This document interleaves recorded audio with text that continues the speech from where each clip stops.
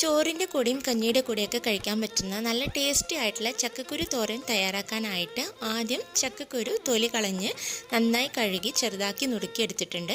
അതിലേക്ക് ആവശ്യത്തിന് വെള്ളം ഒഴിച്ചു കൊടുക്കണം. അതിൻ്റെ കൂടെ തന്നെ ഉപ്പ്, ഒരു 1/4 ടീസ്പൂൺ മഞ്ഞൾപ്പൊടി, അതിൻ്റെ കൂടെ തന്നെ ഒരു 1/4 ടീസ്പൂൺ മുളക് പൊടി കൂടി ചേർത്തിട്ട് അടച്ചു വെച്ചിട്ട് ഒന്ന് വേവിച്ചെടുക്കണം. ഒരുപാട് കുഴഞ്ഞു പോകുന്ന രീതിയിൽ വേവിച്ചെടുക്കരുത്, എന്നാൽ അത്യാവശ്യത്തിന് വേവും വേണം.